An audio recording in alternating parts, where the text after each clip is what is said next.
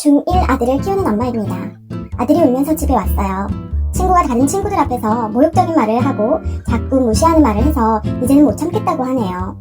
아빠와 단둘이 사는 아이 친구가 안타까워 같은 학원에 다닐 때 아들과 같이 라이드도 해주고 맛있는 것도 사주며 돌봐줬는데 정말 배신감이 드네요. 아들은 사과를 받고 싶다고 하고 저도 너무 분해서 학폭 신고를 할 생각이에요. 학폭 신고를 한 게 교육상 맞는지 고민이 돼요. 학폭 절차도 알고 싶어요.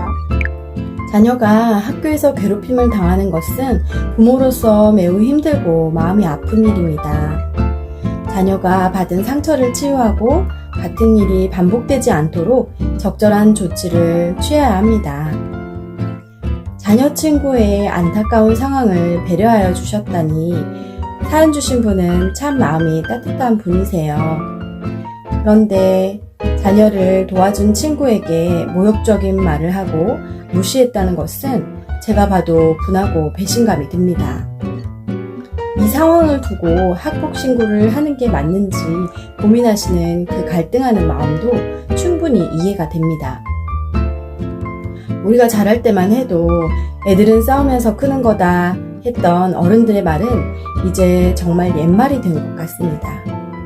좀 싸우기도 하고 다투며 갈등을 해소하는 방법을 배워가는 것도 있다고 생각하지만 이제는 싸움이 일어나면 먼저 학폭을 떠올리는 시대입니다.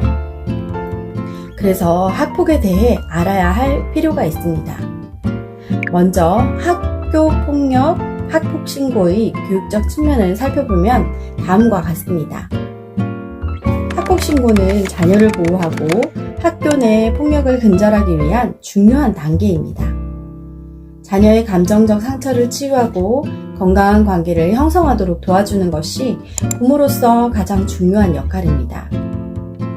학폭신고는 피해 학생을 보호하고 가해 학생에게 책임을 묻는 절차입니다.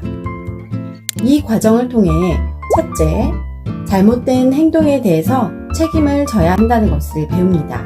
둘째, 불이한 상황에 대해 목소리를 내고 공정한 처리를 받는 것이 중요하다는 것을 배웁니다. 셋째, 자신의 권리를 보호하고 괴롭힘에 대해 적절한 대응을 하는 방법을 배웁니다. 그런데 꼭 기억해야 할 것이 있습니다. 이 과정을 자칫 화풀이로 생각하여 상대 아이에게 법적 처벌을 받게 하는 것이 목적이라면 학폭신고를 다시 한번 점검해 보아야 합니다. 이 과정을 통해 사랑하는 피해자인 자녀에게도 교육적 메시지가 전달되는지 또 가해자인 그 친구에게도 교육적인지를 생각해 보세요. 그 조치가 좀 과하거나 어른들이 감정에 너무 치우쳐 처신하게 되면 자라는 아이들은 신고하는 것을 화가 났을 때 화풀이하는 도구로 오해할 수 있습니다. 내 자녀도 상대의 자녀도 인간은 누구나 사랑받기 위해 세상에 태어났습니다. 또 살다 보면 나도 자녀도 실수할 때가 있을 것입니다.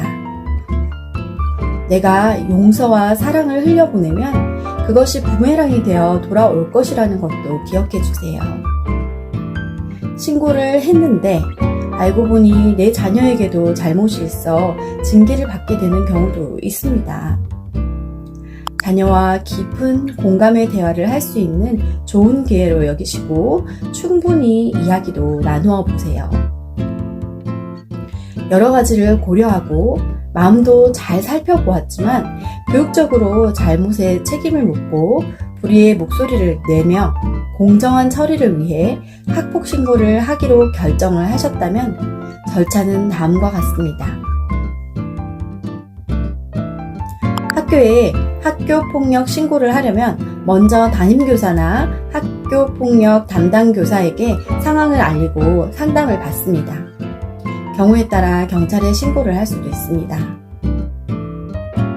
학교는 신고를 접수한 후 학교폭력대책자치위원회를 소집합니다. 위원회는 학교폭력 사건을 조사하고 관련자들을 면담하며 피해 학생과 가해 학생의 보호 및 교육적 조치를 결정합니다. 자치위원회는 사건의 심각성을 평가하고 피해 학생의 보호를 최우선으로 하여 필요한 조치를 결정합니다. 여기에는 가해 학생에 대한 징계, 상담 프로그램, 피해 학생에 대한 지원 등이 포함됩니다.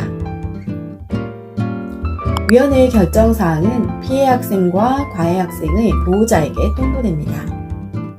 자녀가 겪은 감정적 상처를 치유하기 위해 상담이나 심리치료를 받는 것도 좋습니다. 자녀와 함께 문제 해결 방법에 대해 논의하고 갈등을 해결하는 건강한 방법을 배울 수 있도록 도와줍니다. 가끔 상담이나 심리치료를 처벌로 받아들이시는 분들이 있는데 마음이 어려운 이 상황에 대한 응원과 지지를 받고 감정적 해소와 갈등을 더 건강하고 지혜롭게 대처하는 길에 든든한 동행자가 되어줄 것입니다. 자녀가 사과를 받고 싶어하는 경우 학교를 통해 가해 학생이 진심으로 사과할 수 있는 기회를 마련하는 것도 한 방법입니다. 이를 통해 자녀가 상처를 치유하고 신뢰를 회복할 수 있습니다. 아이가 이 상황을 통해서 느끼는 감정을 인식하고 성숙할 수 있는 좋은 기회로 여겨보세요. 엘리너 루즈벨트는 이런 말을 했습니다. 인생의 목적은 삶을 살고 경험을 최대한 맛보고 더 새롭고 풍부한 경험을 위해 두려움 없이 열심히 다가가는 것이라고 했습니다. 삶은 예측할 수 없는 일들의 연속인 것 같습니다. 어떤 경험이든지 두려움 없이 경험하며 성숙하게 살아간다면 지금 이 고통으로 여겨지는 시간이 선물이 되리라 믿습니다.